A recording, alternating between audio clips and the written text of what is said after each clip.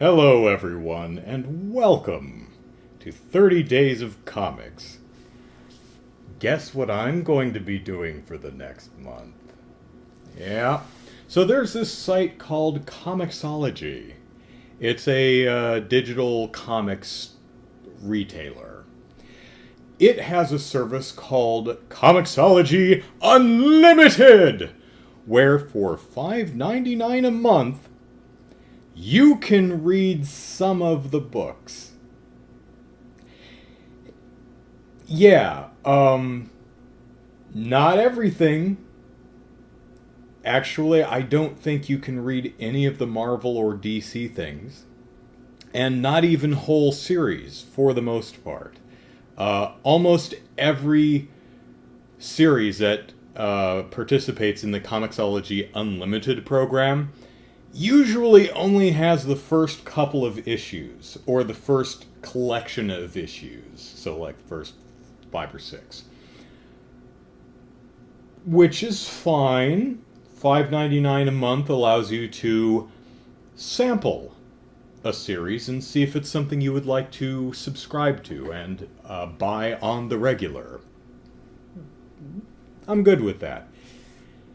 But don't call it unlimited if it's limited. And severely limited. Very, very, very limited. I forget who it was. I think it was T-Mobile had an unlimited plan at one time with a data cap. And I snarked at him on Twitter. I'm like, it's not very unlimited if there's a limit, isn't it? So, bad name aside, interesting program, allows you to sample a fair amount of its wares for a fairly cheap price.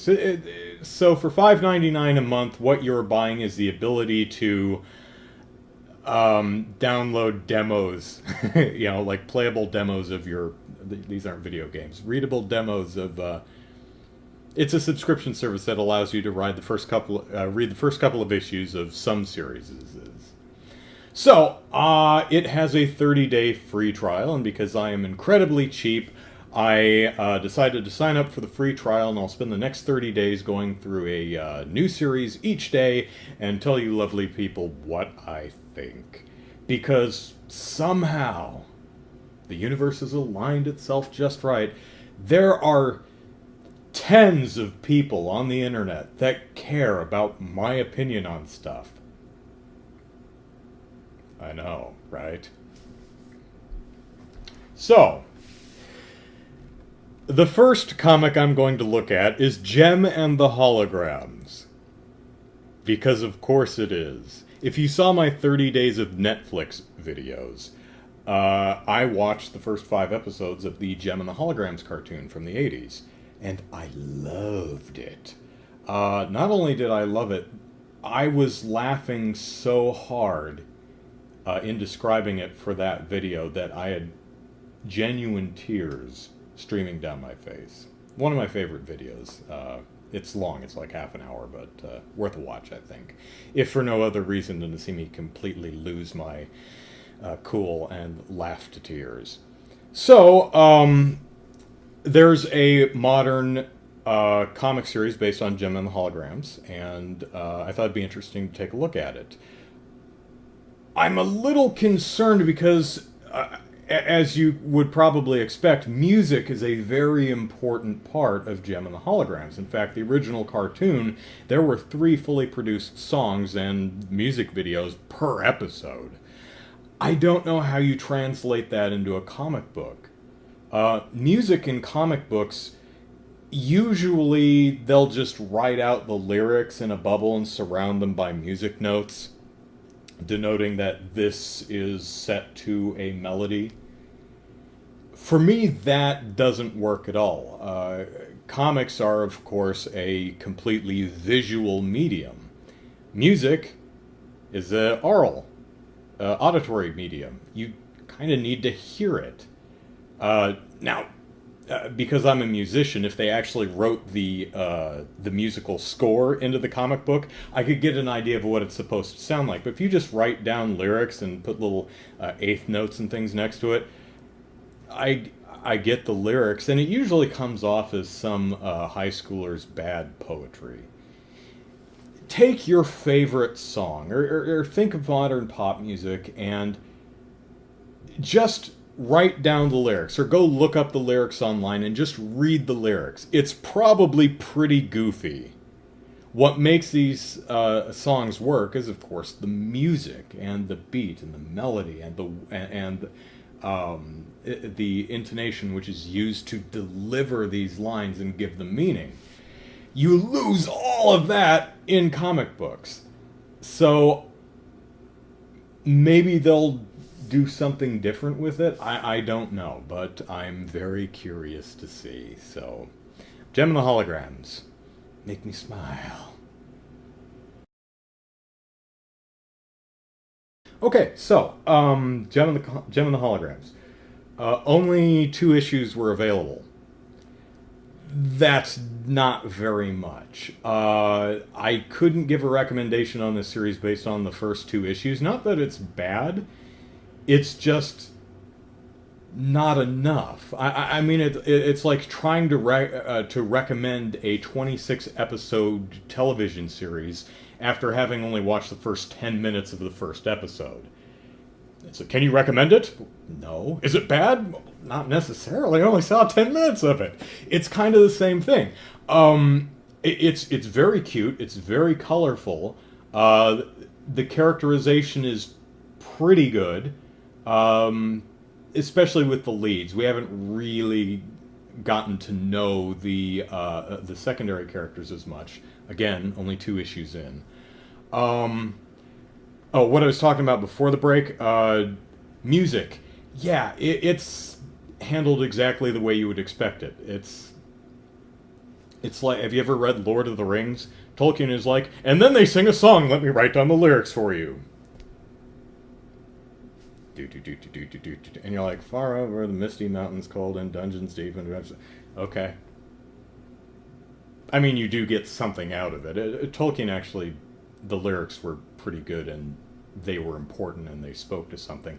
The lyrics here in that direction, by the way, I'm going to be gesturing over there a lot. That's where my computer is. That's where I read everything. So if you see me gesturing over there, that's what I'm pointing at.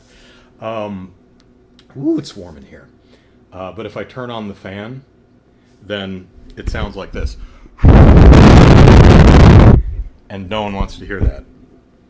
In fact, I did a few videos, not this series, but something that I haven't gone back and re-recorded. I had the fan on, and it's a pretty quiet fan, but the air moving, it sounds like a gale force winds on this microphone. It's terrible. So watch me sweat in HD, why don't you?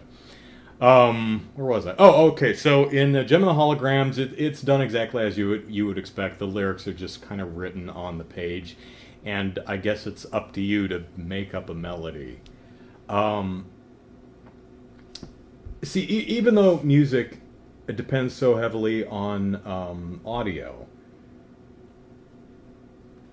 it works in books because you can explain what a song sounds like and how it makes you feel. Comic books, for the most part, only communicate with dialogue. Occasionally you do get narration. But I've never actually seen a comic book try to use music and a narration to describe what it sounds like and how it makes the audience feel. And this is no different. And they're singing now, and here are the lyrics, and by themselves they're kind of silly.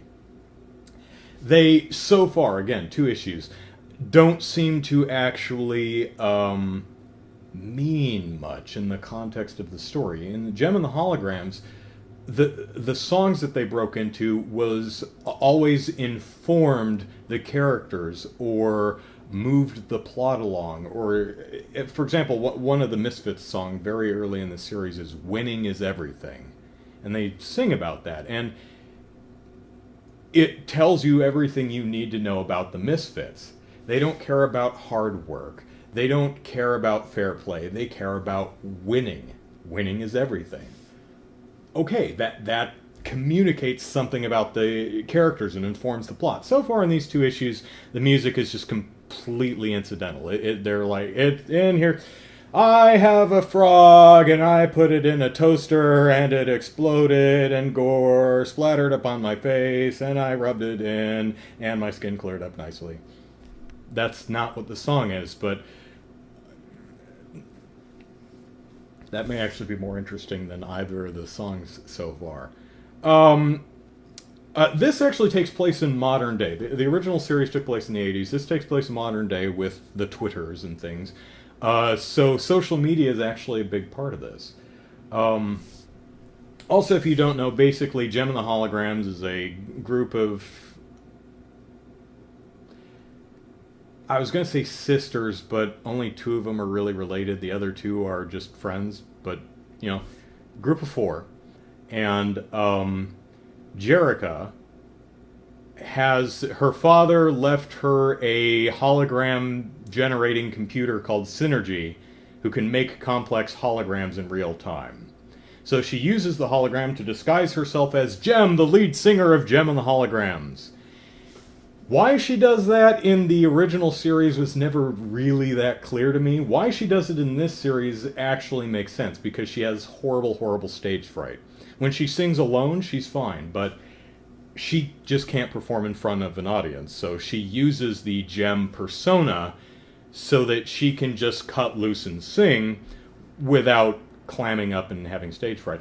And there's a whole thing in the original series with her boyfriend Rio, who's kind of attracted to both Gem and Jerica, and they're the same character, and it's kind of mean, Jerica, don't do that.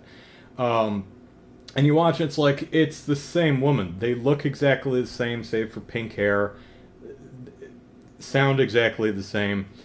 In the book, you can't hear anything, so you can kind of imagine her putting on a different voice. Also, Gem is like 8 inches taller than Jerica. I looked at the stats, and Jerica's, I think, 5'1", and Gem is 5'11". So when they get to the part where, I'm assuming they get to the part where Rio is like, oh my gosh, Jerica or Gem, it will make sense, a lot more sense, that he can't figure out that they're the same person, because they look different. To be fair to Rio, in the original series, which I haven't watched all the way through, he does see them both in the same place at the same time. Had a hair in my mouth there. So you got to cut him a little slack. Let's see, what else do I want to say? So basically, the Misfits are saying, hey, amateur bands, show us your stuff and we'll pick the best, or the audience will vote on the best of the submissions and we'll battle them in a battle of the bands kind of thing. And so Gem and the Holograms release their video and it gets voted, and that's about as far as we get. Other than Kimber, who's one of the Gem and the Holograms, and Stormer, who's one of the Misfits, get together and have coffee, which is working incredibly fast. That's kind of a... You would think you'd establish the characters and the rivalry and everything a little bit more before they go out on a date, but hey, some people work fast. It's established that not only does Kimber know who Stormer of the Misfits is and think, oh, she's so cute, she should date me. Stormer actually knows who Kimber is through her music blog or whatever she does, and that's... I don't know, that sounds a little contrived. So Kimber goes to... Oh my god, I am melting here, it's so hot. Kimber goes to a record signing or something, and she says, I'm Kimber from Gem and the Hologram. She says, oh, I know you. You say, yeah, we're going to kick your butts in the Battle of the Bands. Can I buy you a coffee? And then they go out for coffee. And then the Misfits walk by the coffee shop and are like, oh my gosh, Stormer is having coffee with the enemy. This will not do. And that's the end of the issue. Not really enough to make me... I haven't seen enough to say, oh my gosh, this series is great, we have to keep going. But again, only 2 issues, so it's kind of hard to say. But all in all, I like the fact that it's modern day, it's the characters are in different places. For instance, Rio is a music reporter, blogger, something like that. He's not Jerrica's boyfriend at the start, so that relationship is different. She's not the Jerrica's not the president of the Starlight Foundation. She's just another person. So it's not just a comic retelling of the show. So that's nice. It's also I really like the art style. It's incredibly cute. It's incredibly colorful. So for no other reason, I mean, it's worth a look if you're a fan of Jem and the Holograms, and you absolutely should be.